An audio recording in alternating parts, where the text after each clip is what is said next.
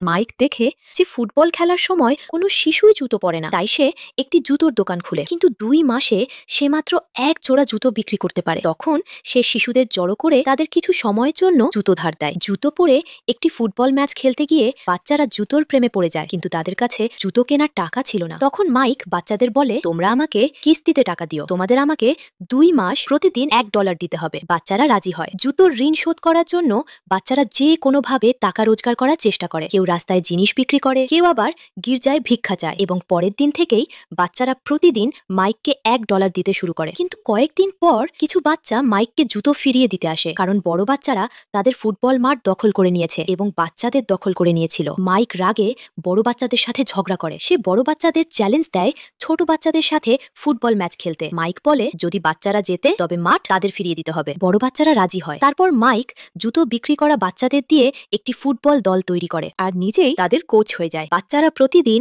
ঘন্টার পর ঘন্টা অনুশীলন করে, প্রত্যেকে নিজের সবটা দিয়ে খেলে, কারণ তারা সত্যিই ফুটবলকে ভালোবাসত। অল্প সময়ের মধ্যেই ম্যাচের দিন চলে আসে। পুরো শহর ম্যাচ দেখতে জড়ো হয়। ম্যাচ শুরু হওয়ার কয়েক মিনিট পরই প্রতিপক্ষ দল বাচ্চাদের ছোট হাইটের সুযোগ নিয়ে গোল করে। বাচ্চাদের দলে হতাশা নেমে আসে, কিন্তু তখনই দলের একজন খেলোয়াড় প্রতিপক্ষের উপর প্রভাব ফেলতে শুরু করে এবং সকলের আশা পূরণ করে একটি গোল করে। ম্যাচ শেষ হওয়ার কিছুক্ষণ আগে বাচ্চাদের দল আরেকটি গোল করে এবং ম্যাচ জিতে যায়। মাইকের উপলব্ধি হয় বাচ্চাদের ভেতরও অসাধারণ প্রতিভা আছে, তাই সে সিদ্ধান্ত নেয় শিশুদের নিয়ে জাপান গিয়ে ফুটবল প্রতিযোগিতায় খেলবে। এটা বাচ্চাদের ভাগ্য বদলে দিতে পারত, কিন্তু মাইকের কাছে বিদেশ যাওয়ার টাকা ছিল না। এর থেকেও খারাপ হলো, ক্রীড়া বিভাগ তাদের বিদেশে খেলার আবেদন বাতিল করে দেয়। হতাশ হয়ে মাইক দলের কাছে ফিরে আসে এবং দেখে 2 ছেলে ঝগড়া করছে। রাগে মাইক কোচিং ছেড়ে দেয়। সে জুতোর দোকান বন্ধ করে আবার কোরিয়ায় নিজের বাড়ি ফিরে যাওয়ার সিদ্ধান্ত নেয়, কিন্তু মাইকের কাছে বিদেশ যাওয়ার টাকা ছিল না। এর থেকেও খারাপ হলো, ক্রীড়া বিভাগ তাদের বিদেশে খেলার আবেদন বাতিল করে দেয়। হতাশ হয়ে মাইক দলের কাছে ফিরে আসে